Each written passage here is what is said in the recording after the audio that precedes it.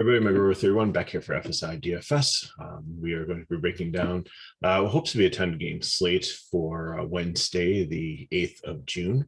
Sorry for the late start today. Had a really busy morning, but you should still have a couple hours to watch this video before lock. There is a small slate at 6:40. I doubt the Reds game plays in Arizona. It's in Cincinnati, and there's like a lot of rain forecast there.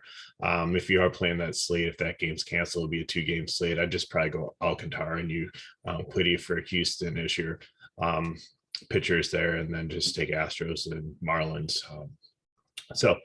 Main slate 7:05. First game is probably the most dicey one. It's Chicago Cubs and Baltimore Orioles. It looks like about an 80% chance of rain by 8 o'clock an hour into the game. So we'll see what happens there. Stroman and Lyles, not interested in both pitchers. I think Stroman maybe is a value play. There are some strikeouts and some potential against Baltimore there. Lyles not really interested in at all. Cubs make a really good stack, and I think that would be my favorite cheap stack. Although FanDuel, their prices have started to creep up there. Lyle's not interested at all. St. Louis and Tampa Bay. Looks like Patty Naughton is like maybe opening or pitching for St. Louis. Just fade that situation there. Kluber on the other side, same thing, not super interested in him either, a righty against an all-righty lineup. So St. Louis definitely probably makes a decent stack, although Tampa Bay bullpen is really good. So they'd probably be on the 150 max only list, probably fourth in line there. And then Tampa Bay just have some cheap pieces in their lineup. It looks like Choi might be back finally in the lineup. So I think if you're looking for some cheap bats, there's it might be a stack that doesn't have weather that you can use against whatever the pitching situation be for St. Louis. Rangers and Guardians in Cleveland, rain here also. They did have Plinkington pitching for Cleveland, but now I'm seeing it might be Shane Bieber. If it is Plinkington, maybe he's a cheap option, probably a fade. If it is Bieber, I think definitely, but you'll have to watch the weather on this one because it looks like there might be like a 50 or 60% chance of rain an hour into the game. Texas Dane Dunning, he's decent, but Cleveland really doesn't have many strikeouts in the lineup, so there's really not upside there. So I think you can play him the cheap category at 6-7 on DK, but I'm not super interested. But if the other cheap guys get rained out, then potentially he comes into the conversation. Texas, it seems like Simeon and Seager are starting to heat up a little bit, but the rest of the lineup is still nothing super exciting. Sometimes it's like AAA quality. So I think, 150 max are fine to play. Same thing with Cleveland. Dunning's a decent pitcher. And besides Ramirez, the rest of them aren't, especially having a couple entries in that lineup too. Don't think I really want to focus on them. So if you're playing 150 lineup entries, then you're going to play every team. If not, then just fade them today. Atlanta Braves and the Oakland Athletics. The Braves have the highest total in the slate, and Ian Anderson has struggled this year, but this might be a great right spot for him. Coing, I believe, is a young pitcher getting a start against a really hot Braves offense, but there's weather in this game, 83 degrees, wind blowing out 10 miles per hour. Looks like the rain stabilized a little bit. It was like really supposed to be heavy when I looked at it earlier, but it looks like there's a window to get most of this game in. We'll just have to keep an eye on that one. Also, Anderson, I think, would be my favorite cheap pitcher and probably the chalk default SP2 on DraftKings. Coing, I think I'm going to take some shots on in tournaments at just 5K there, even though he's up against the Braves lineup. There are some strikeouts in here, especially I see like Duvall's back in the lineup towards the bottom and things like that. Speaking of Duvall, like last night, weird situation. Schoolball scratched and Schoolball ends up pitching for Detroit. They didn't want to pitch because of the weather, but the weather cleared up. And then Duvall was scratched also, but I threw in the comments as soon as I saw it. So like I always say, there's a lot of value in checking back at these videos like half an hour before lock or so, just to see if there's any news or updates if you watched it earlier in the day.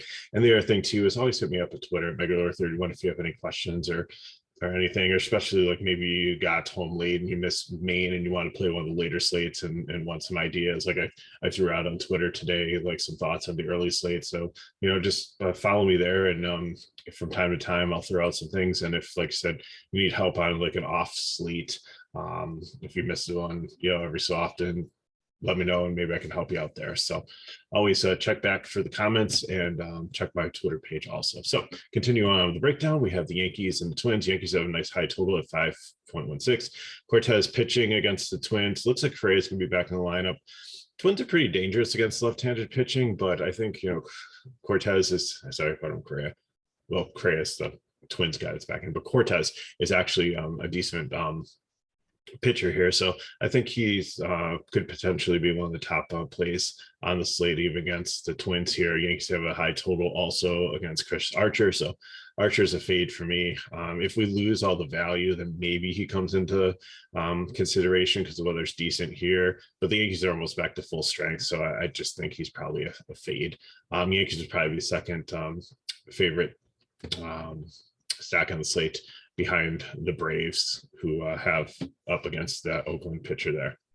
Sorry, I didn't talk about the Oakland stack. I think, if you want an alternate leverage stack, because Anderson has struggled a little bit and looking for like a cheap guy to get like two of these really good pitchers in and a really good stack, I think Oakland, you can try to play them tonight, but they just really haven't hit great this year. Maybe they might be able to get to Anderson enough to make value and be able to make the rest of your lineup work. Dodgers and White Sox. White Sox shocked them last night and shut them out 4-0. Gosselin going tonight. He's actually been getting deeper into games. He's like 75, 80. He's up to like 85, 90. Not a huge K guy, but I think that at 9-2, he's going to get kind of lost in this slate. But if you need to save a little off the 10K guys or some of the higher 9K guys, I think you could potentially play him against the White Sox, who are still a little bit banged up there. Johnny Cueto on the other side, he was a good pitcher, and he's seems to be making a comeback here, but I don't think he's quite there, and I'm not really playing him against the Dodger lineup. So Dodgers definitely my third favorite stack tonight. Philadelphia Phillies and Brewers. Nola with Hauser. Nola, it's a good matchup here. I know the Brewers have been banged up and they've started to get some players back, but they're better against left-handed pitching than right-handed pitching. So definitely think you can fire up Nola here. He might be one of the top plays on the slate at 9-4. He's savings down from like Cortez there. So definitely in consideration. Hauser on their side struggled this year up against his Philly lineup, so he's a fade for me. And I think I really like Philly as my second favorite GPP stack tonight. And I think Milwaukee is in consideration for a leverage stack if Noah's going to have some ownership.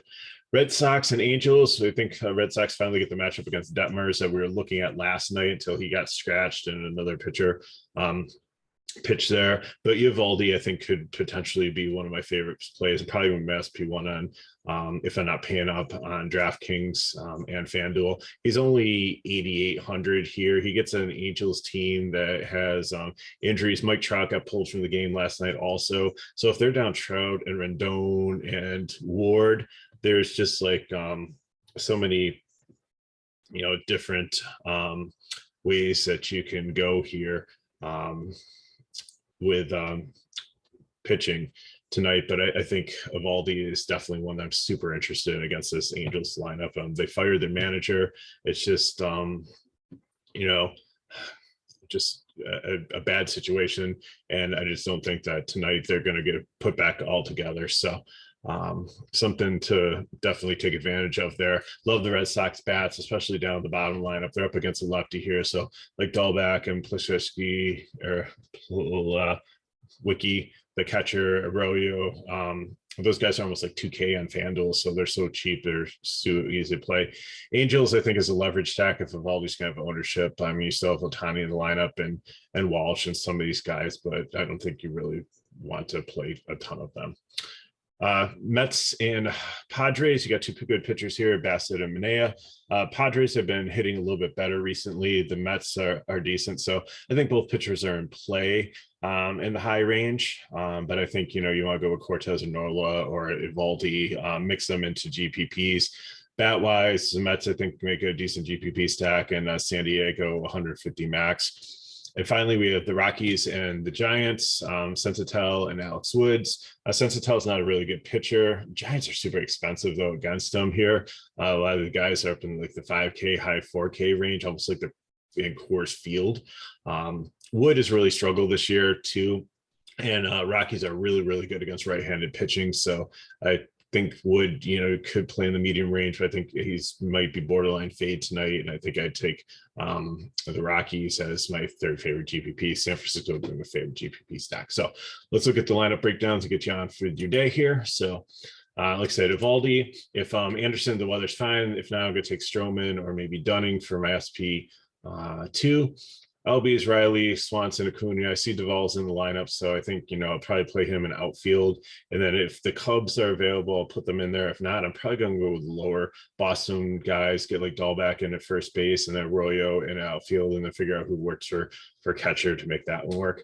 On FanDuel, Nola, if I can get up to him, Evaldi, probably, again, I'm taking Red Sox and Atlanta combination here. And with the cheap guys, with Dahlbeck and Arroyo almost being free there, you can pretty much get a full stack and get some of the stud Boston guys in. If you play Evaldi, you're going to have to play a one-off.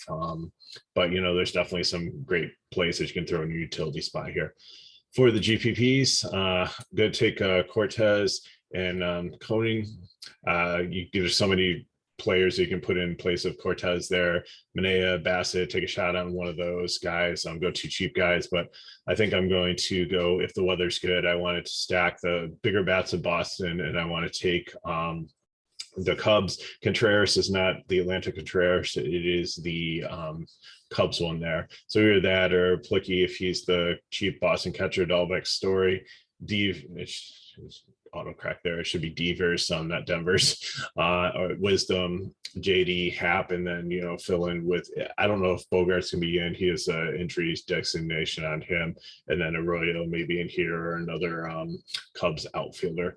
Then for FanDuel, Anderson if he's in. If not, I'm gonna try to take another cheap guy here. I'm not gonna go down to Cohen. I want somebody that's gonna actually get the quality start here. So I probably will take somebody in the mid-range that I really like. And again, I'm going to go Cubs, and I'm going to go the Phillies as the other stack. So that's where we're at. Thanks for watching. Again, if you have any questions, put them in the comments below, and we'll try to get back to you on that.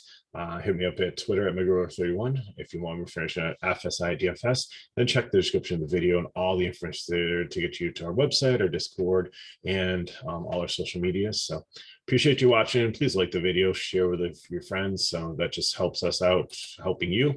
And subscribe to our channel so we know these videos come out. So good luck in your content tonight. We'll see you next time.